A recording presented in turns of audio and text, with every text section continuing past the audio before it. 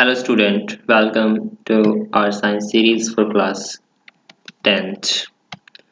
In today's video, I'm going to discuss the chapter number 6 of class 10th biology, that is life processes. Now, life processes जो जीवन में कौन कौन सी प्रक्रियाएं होती हैं हमारी बॉडी के अंदर, बॉडी से बाहर, लिविंग बींग्स के अंदर, जो भी लिविंग बींग्स हैं, जो जीवित प्राणी हैं, तो कौन कौन सी प्रोसेसेस होती हैं वो सब हम यहाँ देखेंगे. How do we tell the difference between what is alive and what is not alive. How do we tell the difference between what is alive and what is not alive. किस तरीके से हम डिफ्रेंशिएट करते हैं, difference बताते हैं कि कोई भी थिंग्स अलाइव है या फिर अलाइव नहीं है, यानी कि जीवित है या फिर नहीं है. If you see a dog running, अगर मैं कुत्ते को दौड़ता हुआ देखता हूँ, और a crow chewing, cow chewing, गाय को चबाते हुए, जुगाली करते हुए देखता हूँ, जो कि कर्ड, जो कि घास फूस है उसको चबाती है, जुगाली करती है. और a man shouting loudly on the street, और गलियों में आदमी को जोर जोर से चिल्लाते हुए देखते हैं. We know that these are living beings, तो हमें पता है कि ये सब क्या है, लिविंग बींग्स हैं, मतलब वो जीवित प्राणी हैं. व्हाट इफ द डॉग और काउ और द मैन वर asleep, क्या होगा अगर वो सब के सब सो जाए, तो we would still think that they were alive. हमें फिर भी पता है कि वो क्या है, जीवित हैं. but how did we know that, लेकिन हमें कैसे पता चला था कि वो जीवित हैं. we see them breathing, हम देखते हैं कि वो सांस ले रहे हैं, ठीक है, सांस ले रहे हैं, श्वसन क्रिया कर रहे हैं. and we know that they are alive, इसलिए हम बोल देते हैं कि वो क्या है, जीवित है. what about plants, तो plants के बारे में क्या ख्याल है आपका. how do we know that they are alive, किस तरीके से जानेंगे कि प्लांट क्या है, जीवित है. we see them green, हम देखते हैं वो ग्रीन है, हरे रंग के होते हैं. some of us will say, कुछ लोग कहते हैं हम में से, क्योंकि वो ग्रीन है इसलिए वो जीवित है. but what about the plant that have leaves of colors than the green, तो आप उन प्लांट्स के बारे में क्या बोलोगे जिनके पास ग्रीन कलर से डिफरेंट कलर के पत्ते हैं, ठीक है, उनके बारे में क्या बोलोगे. दे ग्रो ओवर टाइम, वो टाइम के साथ साथ बढ़ते हैं. सो वी नो दैट, तो हमें पता चल जाता है कि दे आर अलाइव, कि वो क्या है, जीवित हैं. सम विल से, कुछ लोग कहते हैं कि वो ग्रो करते हैं थ्रू आउट द टाइम, ठीक है, जीवन भर वो ग्रो करते रहते हैं, बढ़ते रहते हैं, उनकी शाखाएं फूटती हैं, पत्ते, नए नए पत्ते आते हैं, उनकी हाइट निकलती है, hence they are alive. In other words, we tend to think of some sort of moment, हमें कुछ सॉर्ट ऑफ मोमेंट के बारे में भी सोचना चाहिए कि किस तरीके से मोमेंट होती है प्लांट बॉडी और एनिमल बॉडी के अंदर, इधर ग्रोथ रिलेटेड और नॉट, चाहे वो ग्रोथ से रिलेटेड हो या फिर नहीं. As common evidence for being alive, जो कि कॉमन एविडेंस है जीवित प्राणी का. But a plant that is not visibly growing is still alive, लेकिन कुछ ऐसे प्लांट भी हो सकते हैं जो कि विजिबल नहीं है, ठीक है, हमें दिखाई नहीं देते कि वो ग्रो कर रहे हैं कि नहीं, बट स्टिल अलाइव, लेकिन फिर भी क्या है, वो जीवित हैं. And some animal can breathe without visible moment, कुछ एनिमल ऐसे हैं जिनकी मोमेंट हमें दिखाई नहीं देती, बट वो ब्रीथ करते हैं, सांस लेते हैं. So using visible moment as the defining characteristic of life is not enough, जो विजिबल मोमेंट है, जो हमें बाहर से दिखाई देती है, सिर्फ यही नहीं है जो बताती है कि मेरा प्राणी, जो हमारे लिविंग बींग्स है, वो अलाइव है या फिर नहीं. Moments over very small scales will be invisible to the naked eye, बहुत ही छोटे स्केल पर जो मोमेंट्स हैं वो हमारी नेक्ड आई से विजिबल नहीं हो पाती, हम उन्हें नहीं देख पाते क्योंकि वो इनविजिबल रहती हैं.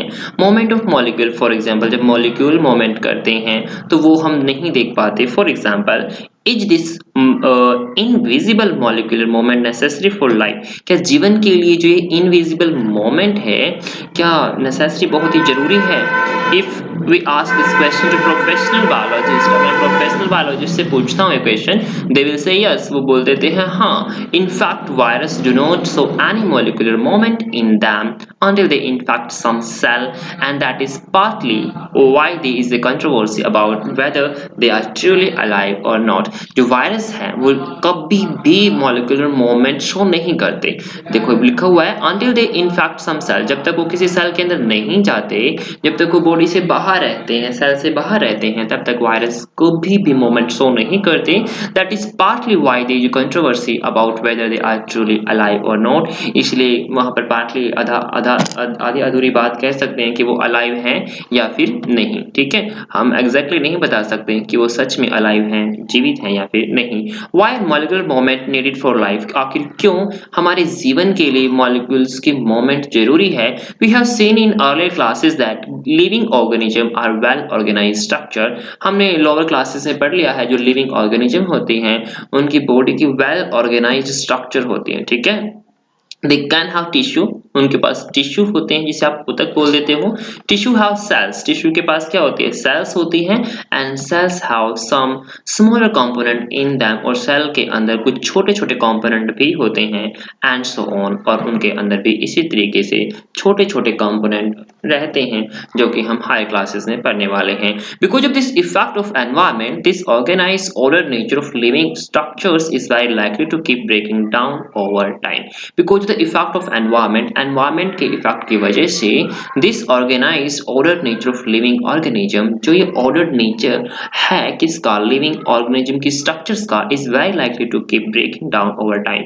ये टूटता रहता है, मतलब वेरी करता रहता है टाइम टू टाइम, बहुत ही ज्यादा टाइम के बाद। इफ ऑर्डर ब्रेक, अगर ऑर्डर ब्रेक हो जाता है, the organism will no longer be alive, तो ऑर्गेनिज्म ज्यादा लंबी टाइम के लिए जीवित नहीं रहेगा। So living creature must keep preparing and maintaining the structure, इसलिए जो भी लिविंग क्रिएचर्स हैं, जीवित प्राणी हैं, कीप रिपेयरिंग, अपने आप को रिपेयर करते रहते हैं, एंड मेंटेनिंग द स्ट्रक्चर, और अपने स्ट्रक्चर को भी क्या करते रहते हैं, मेंटेन करते रहते हैं। रिपेयरिंग मीन्स टू से कहीं चोट लग गई है, घाव हो गया, तो ऑटोमेटिकली हमारी बॉडी खुद को अब ऑटोमेटिकली अपने आप रिपेयर कर लेती है, और हमारी बॉडी के अंदर जो भी ऑर्गन अपने स्ट्रक्चर को मेंटेन रखते हैं। Since all this structures are made up of molecule, क्योंकि सब की सब स्ट्रक्चर किससे मिलकर बनी हुई है, मॉलिक्यूल की मिलकर बनी हुई है। They must move molecules around all the time, इसका मतलब हमारी बॉडी के अंदर मॉलिक्यूल तो मूव करेंगे ही करेंगे। और जो हमारे लिविंग बींग्स के अंदर मॉलिक्यूल होते हैं उन्हें बोल देते हैं बायोमोलिक्यूल्स। क्या बोल देते हैं, biomolecules. Now what are the maintenance processes in living organism, let us explore. कौन कौन सी मेंटेनेंस प्रोसेसेस हैं हमारे जीवित ऑर्गेनिज्म के अंदर, हम उसे देखते हैं। Now what our life processes, life processes हैं क्या। The maintenance functions of living organism must go on even when they are not doing anything particular। जो मेंटेनेंस फंक्शंस हैं लिविंग ऑर्गेनिज्म का, ऑटोमेटिकली बॉडी के अंदर ही अंदर वर्क होता रहता है, अलग सेल्स टिश्यूज के द्वारा वो होता रहता है। Are not doing anything particular, कुछ अगर हम कुछ कर भी रहे नहीं रहे होते तो भी होता रहता है। Even when we are just sitting, अगर हम बैठे हुए हैं इन क्लास में, तो भी हमारी बॉडी के अंदर मेंटेनेंस प्रोसेस होती रहती है। Even if we are just asleep, अगर हम सो जाते हैं तो भी this maintenance job has to go on, ये मेंटेनेंस जॉब होती रहती है हमारी बॉडी के अंदर, हमें पता भी नहीं होता। The process which together perform this maintenance jobs are called life processes. जो प्रोसेसेस, ठीक है, जो प्रोसेसेस लगातार परफॉर्म करती है इस मेंटेनेंस जॉब को, ठीक है, जो मेंटेनेंस जॉब है हमारी बॉडी को बनाए रखने के लिए, स्ट्रक्चर्स को फिक्स रखने के लिए, रिपेयरिंग, हमारी बॉडी के अंदर अगर कुछ नुकसान हो गया है उसे रिपेयर करने के लिए, उस जॉब को मेंटेन करने के लिए जो भी प्रोसेस होती है उन्हें बोलेंगे हम लाइफ प्रोसेसेस। क्या बोलेंगे, life processes. Since these maintenance processes are needed to prevent damage and break down, energy is needed for them. Since these maintenance processes are needed to prevent damage, क्योंकि जो maintenance process हमारी body के अंदर हो रही हैं, body को repair रखने के लिए, एज मतलब हेल्दी रखने के लिए, आर नीडेड, बहुत जरूरी है, to prevent damage and break down, ताकि हमारी बॉडी के अंदर कोई नुकसान ना हो और कहीं से कुछ भी ना टूटे, ठीक है, कुछ भी ब्रेक डाउन ना हो। तो इनके लिए energy is needed for them, तो इन सब के लिए हमें किसकी जरूरत पड़ेगी, एनर्जी की जरूरत पड़ेगी। This energy comes from the outside the body of the individual organism.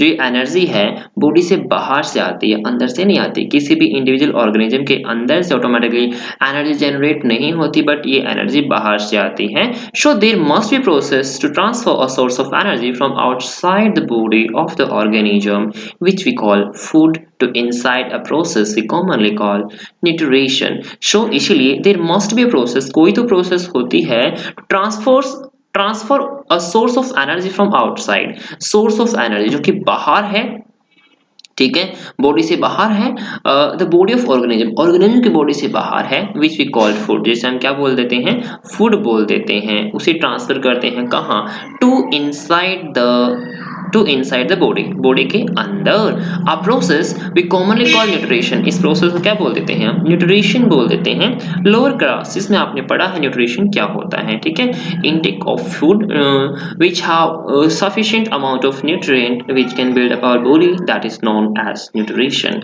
If the body size of organism is to grow, अगर बॉडी हमारे शरीर का साइज आकार बढ़ रहा है, ऑर्गेनिज्म के शरीर का आकार बढ़ रहा है मतलब ग्रो करने वाला है, additional raw material will also be needed from outside, तो हमें एडिशनल रॉ मटेरियल लेने पड़ेंगे फूड में, जो कि आउटसाइड बॉडी से बाहर से ही लेने पड़ते हैं, ठीक है। Since life on earth depend on carbon based molecule, क्योंकि जो लाइफ है धरती पर, जो जीवन है वो किसके ऊपर डिपेंड करता है, कार्बन बेस्ड मॉलिक्यूल, वे मॉलिक्यूल जिनके अंदर कार्बन है, ओके, वे मॉलिक्यूल जिनके अंदर कार्बन है उसके ऊपर बेस्ड है हमारी लाइफ जो कि अर्थ के ऊपर है। Most of these food sources are also called carbon based, जितने भी फूड सोर्सेज होते हैं उन सब में कार्बन प्रेजेंट होता है।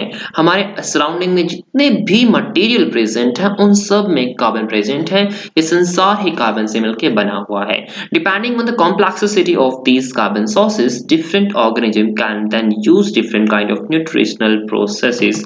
जो ये कार्बन सोर्सेज हैं इनकी कॉम्प्लेक्सिटी डिफरेंट होती है, ठीक है, कोई लेस कॉम्प्लेक्स है, कोई बहुत ही ज़्यादा कॉम्प्लेक्स है, तो डिफरेंट ऑर्गेनिज्म डिफरेंट टाइप के फूड मटेरियल जिनके अंदर कार्बन होते हैं वो लेते हैं, इन्हें हम न्यूट्रिशनल प्रोसेसेस बोल देते हैं।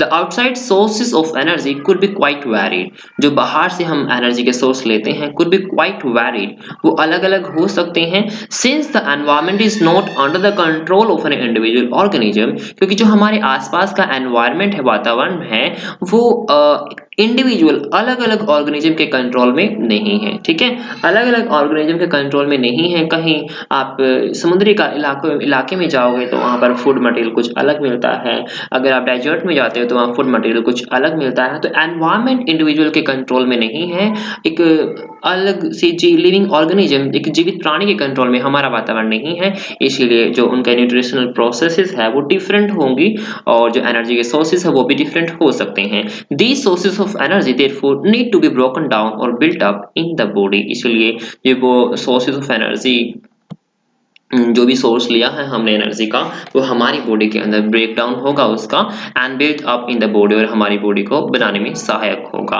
And must be finally converted into a uniform source of energy that can be used for various molecular movement needed for maintaining living structure as well as to the kind of molecule the body needs to grow, and must be finally converted, और आखिरकार बदल जाता है to a uniform source of energy, एक ही source energy का, ठीक है। मान लो हमने एप्पल खा ली, उस that is also a source of energy, हमने कार्बोहाइड्रेट खा ली, that is also a source of energy, protein खा लिया, ठीक है, फैट, विटामिन्स एंड कुछ भी जो फूड मटेरियल है जो हम बाहर से आउटसाइड से टेक कर रहे हैं, तो that is a different type of sources, but body के अंदर जाने के बाद वो सोर्सेज ऑफ एनर्जी एक different type of source of energy में ब्रेक हो जाते हैं और उसके बाद फाइनली एक ही यूनिफॉर्म सोर्स ऑफ एनर्जी में कन्वर्ट हो जाते हैं, for example ATP, adenosine triphosphate की फॉर्म में, और after that we can utilise that energy for doing various life processes. उसके बाद हम जीवन में बहुत सारी प्रोसेसेस हमारी बॉडी के इनसाइड भी है, आउटसाइड द बॉडी भी है, उस एनर्जी का यूटिलाइजेशन हम वहाँ कर लेते हैं।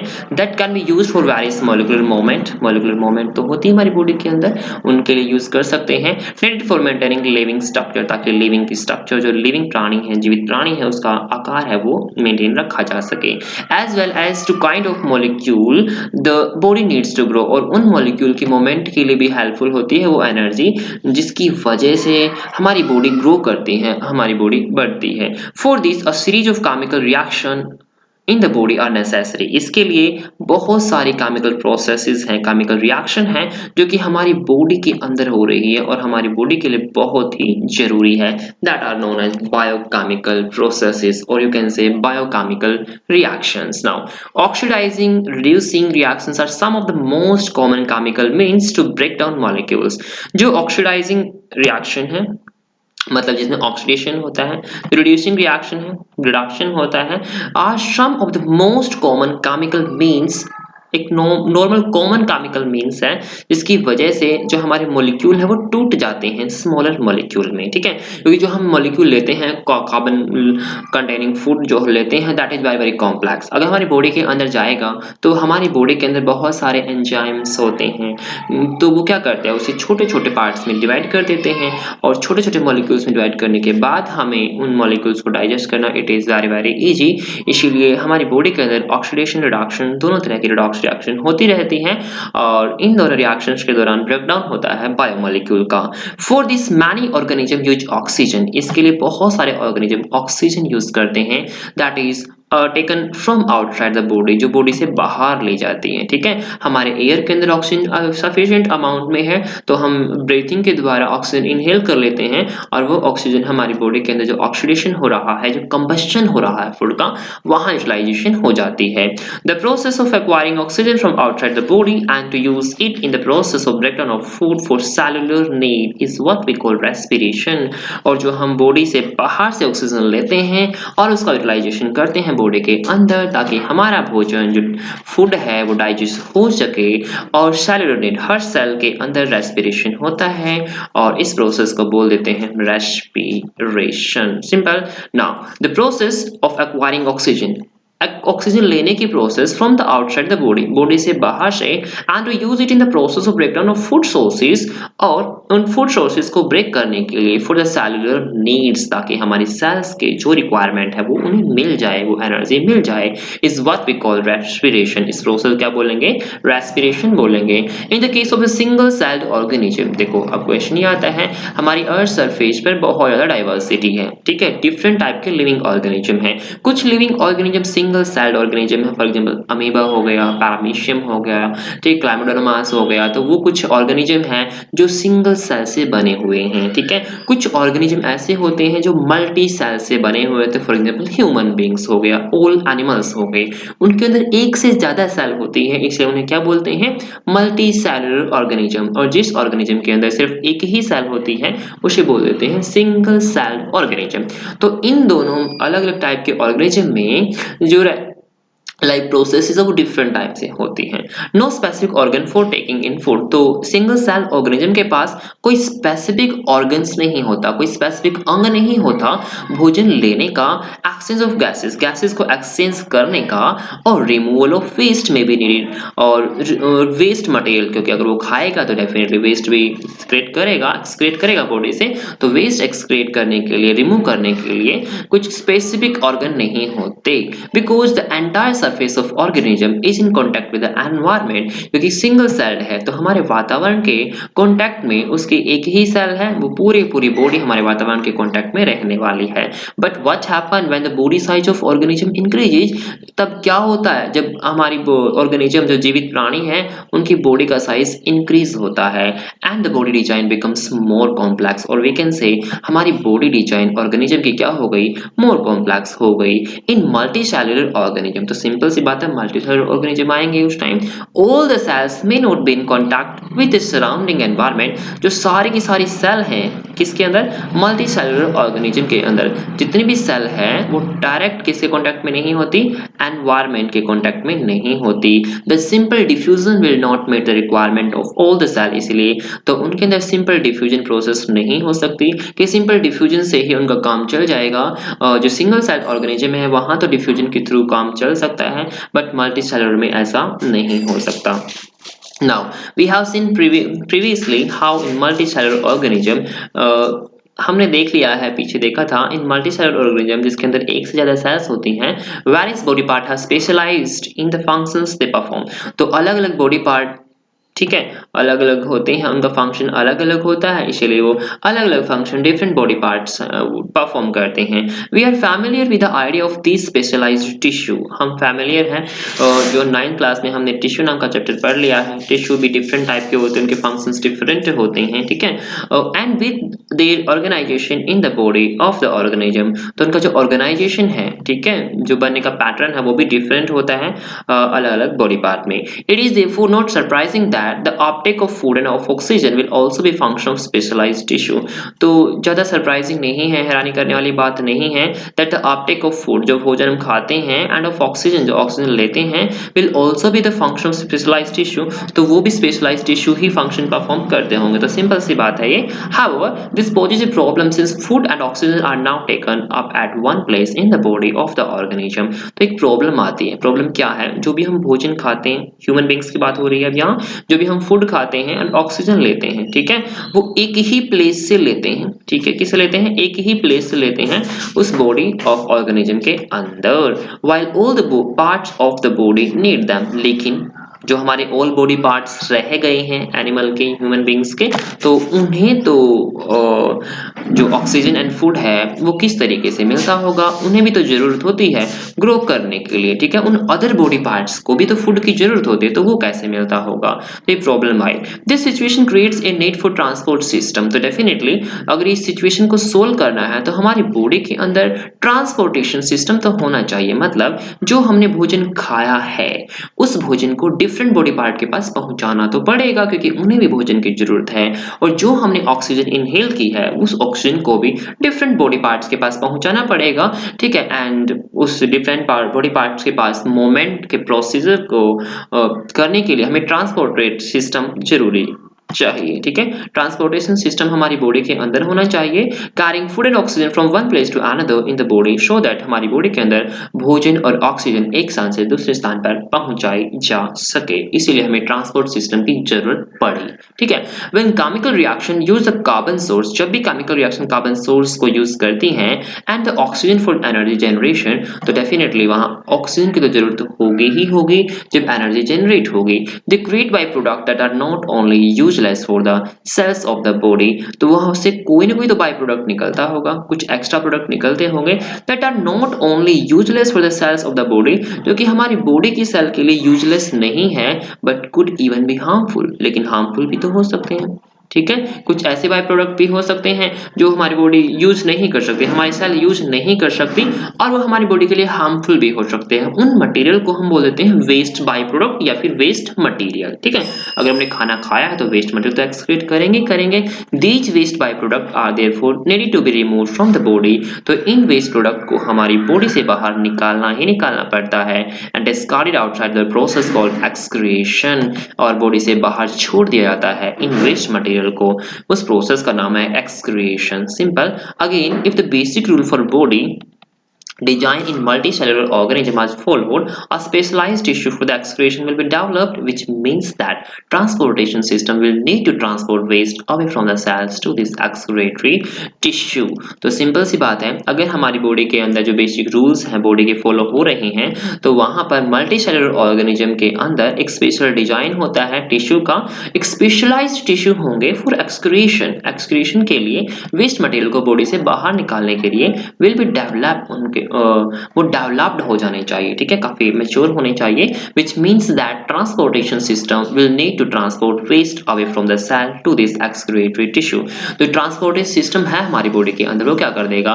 ट्रांसपोर्ट कर देगा वेस्ट मटेरियल को सेल से किसकी तरफ? एक्सक्रीटरी टिश्यू की तरफ, सो दैट एक्सक्रीटरी टिश्यू के पास वेस्ट मटेरियल आ जाए और वो एक्सक्रीटरी टिश्यू हमारी बॉडी से वेस्ट मटेरियल को बाहर निकाल दे. Let us consider these various processes so essential to maintain life one by one. तो चलो जल्दी हम इन डिफरेंट प्रोसेसेस को कंसीडर करते हैं जो हमारी बॉडी के लिए, हमारे जीवन के लिए बहुत ही जरूरी है. वन बाय वन हम उनका क्या करते हैं? डिस्कस करते हैं. नाउ न्यूट्रिशन, जो फर्स्ट टॉपिक है दैट इज न्यूट्रिशन. न्यूट्रिशन क्या होता है? व्हेन वी वॉक और राइड अ बाइसिकल, जब भी हम साइकिल पे चलते हैं फिर पैदल चलते हैं, we are using up energy. तो हम क्या यूज कर रहे होते हैं? एनर्जी यूज कर रहे होते हैं. Even when we are not doing any apparent activity, हालांकि हम कोई ज़्यादा बड़ी एक्टिविटी काम नहीं कर रहे बट हम चल ही रहे हैं. So energy is needed to maintain a state of order in our body. तो हमारी बॉडी के ऑर्डर को, स्टेट को मेंटेन करने के लिए हमें क्या चाहिए? एनर्जी चाहिए. We also need material from outside in order to grow. तो हमें मटेरियल की तो जरूरत पड़ेगी, फूड मटेरियल की जरूरत पड़ेगी जो कि बॉडी से बाहर से लेंगे. किसके लिए? ग्रोथ के लिए, हमारी ग्रोथ हो, ठीक है, हमारा विकास हो, डेवलपमेंट के लिए, टू सिंथेसाइज प्रोटीन, प्रोटीन हमारी बॉडी के अंदर सिंथेसिस होता है ताकि हमारी बॉडी के अंदर प्रोटीन बने और हमारी बॉडी की मसल स्ट्रॉन्ग बने and other substances needed in the body, और बहुत सारे सब्सटेंसेस हैं जिनकी हमें हमारी बॉडी को जरूरत होती है। This source of energy and materials is the food we eat. तो ये सोर्स कहाँ से आते हैं? जो फूड हम खाते हैं वहीं से आते हैं। How do living things get their food? किस तरीके से जीवित प्राणी भोजन लेता है?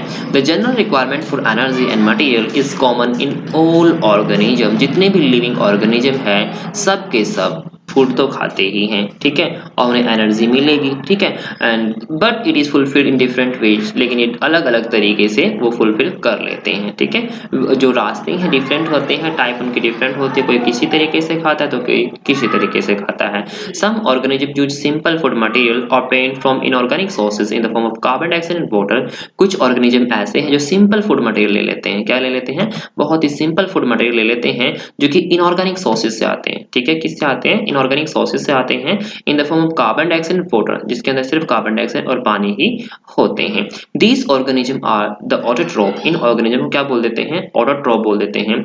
इंक्लूड ग्रीन प्लांट हो सकते हैं एंड सम बैक्टीरिया भी हो सकते हैं, जिसे हम साइनोबैक्टीरिया भी बोल देते हैं। कई बार कुछ बैक्टीरिया होते हैं जो ऑटोट्रोप होते हैं, मतलब अपने आप अपना भोजन प्रिपेयर कर सकते हैं। ऑटो का मतलब सेल्फ और ट्रोप का मतलब synthesising. Those organism which can synthesise their food on themselves, ठीक है। Other organism utilise complex substances. लेकिन कुछ ऑर्गेनिज्म ऐसे हैं जिसे कॉम्प्लेक्स सब्सटेंसेस चाहिए, ठीक है।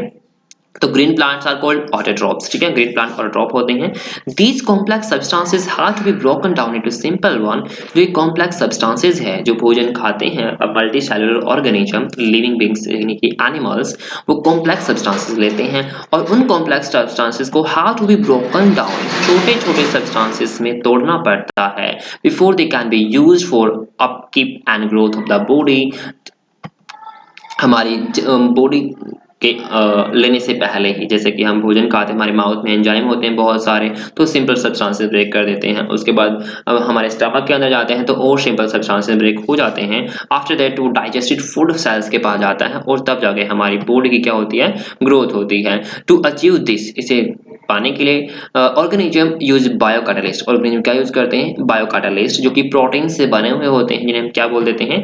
एंजाइम भी बोल देते हैं। अगर केमिस्ट्री की लैंग्वेज में देखें तो कैटालिस्ट बोल देते हैं, बट ये प्रोसेस किसके अंदर होती है? लिविंग बींग्स के अंदर हो रही है, that's why it is called biocatalyst और you can say enzyme. Thus the heterotroph survival depend directly और इनडायरेक्टली ऑन ऑटोट्रोप्स, ठीक है। जो हेटेरोट्रोप मतलब अपने भोजन के लिए जो दूसरे एनिमल्स या फिर प्लांट्स के ऊपर डिपेंडेंट होते हैं, मतलब दूसरे अदर ऑर्गेनिज्म के ऊपर डिपेंडेंट होते हैं फॉर देयर सर्वाइवल, जीवित रहने के लिए, ठीक है। तो सर्वाइवल के लिए जो ऑटोट्रोप होते हैं वो डायरेक्टली या इनडायरेक्टली किसके ऊपर डिपेंड करते हैं? ऑटोट्रोप के ऊपर डिपेंड करते हैं। जो भी हेटेरोट्रोप्स होते हैं अपने जीवन के जीने के लिए या तो डायरेक्टली या फिर इनडायरेक्टली किसके ऊपर डिपेंड करते हैं? ऑटोट्रोप के ऊपर डिपेंड करते हैं। Heterotrophic organism include animals and fungi. जो हेटेरोट्रोपिक मोड ऑफ न्यूट्रिशन किसके अंदर होता है? एनिमल्स और फंजाई के अंदर होता है। Okay student, in the next class we will discuss autotrophic mode of nutrition. Simple. This is enough for today. Okay.